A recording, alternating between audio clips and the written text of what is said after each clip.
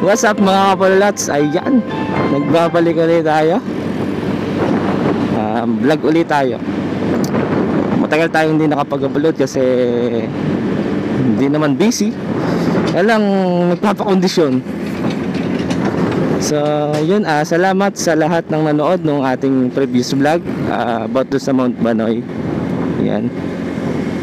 For today's vlog, talakayin natin yung yung matagal ko na siyang vlog. Siguro mga month na siguro, o last year pa yun siguro. Marami kasing wow, ganda ng motor. Sana all. Ayun, nawala tuloy ako, ganda ng motor. So ayun, matagal ko na siyang vlog. Last year ko pa siya vlog nung bago pa lang ako nagsisimula, bago pa lang ako nagbibideo. Tinalakay ko yung issue niya kasi naging issue ko din. Tapos nalaman ko kung paano matanggal, kaya shinare ko. So ngayon, yung video is malakas yung with noise, hindi mapakinig yung boses ko. Yan, marami nag-comment no na hindi ako maintindihan kasi malakas yung with noise. Pasensya na po mga kapululots kasi last year, yan, pa-English pa tuloy. So yung last year na yon, ang gamit ko pa nung setup is low end na CP, low end na cellphone, yan. Tapos wala akong mic. So yung wind noise na nasasagap ng mic dun sa may labas is malakas, kaya hindi nyo ako pakinig. Tsaka yung video, tingnan nyo naman na sobrang labo din magalaw.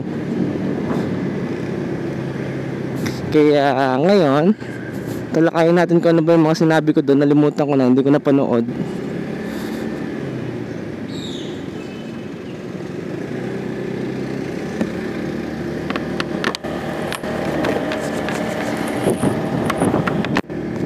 So yung yung video is about dun sa sa issue ng Mio Salty, kung tawagin nila, pero Mio Sporty. Issue na kapag bagong kuha mo yung motor is nagba-backfire. Maraming mga sabi-sabi na kaya daw nagba-backfire yung Mio Salty o Sporty ay dahil sa yung iba sinasabi factory defect, yung iba sinasabi dahil sa tambutso. Kaya yung iba nagpapalit ng pipe, nagpapalit ng kung ano-ano. So ito lang masasabi ko mga kapulos. Bali short vlog lang talaga to. Explain ko lang, mabilisan lang kumbaga. Ayan. Ang issue ng Mio Sporty Salty kaya nagbabackfire kasi dahil sa carburetor. Tinuro din sa ng mekaniko na ganun nga, na kaya siya nagbabackfire dahil hindi nakatono yung carburetor. So kung ayaw nyo magbackfire dahil sabi nyo nga nakakatako ng gasolina yung pagbabackfire, ipatono nyo yung carb ng ayos sa mekaniko, sa trusted mechanic nyo. Yun lang yung solusyon dyan mga kapulots. Napakadaling paraan kung ayaw nyo mag-backfire. Tono nyo lang yung carb. Hindi kayong papalitan ng butyo, no need.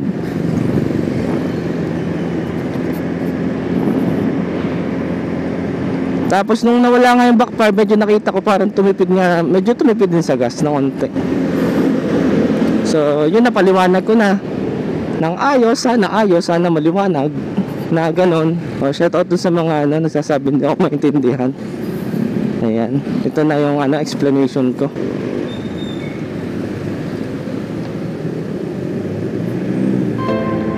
Ayun, baka dito ko na lang muna tapusin mga kapululots yung video. Yeah. Bali short vlog lang, babalik tayo ng mahabang vlog sa sunod pag naka-reach na tayo. So yun, salamat sa pagla-like, sa pag-comment at pag-subscribe sa ating YouTube channel. Ayan, sana napanood yung aking part doon sa Mount Banoy, yung magandang view. Panoodin niyo yan, napakaganda niyan. Ayan. So ingat-ingat kayo mga kapululots, stay safe lagi. Magpatakbo lang tayo na naayos sa ating limitasyon. Huwag natin higitan yung kakayanan natin sapagkat maaari tayo makasagante. Yan mga kapululots, ingat-ingat. Yan, Basilica.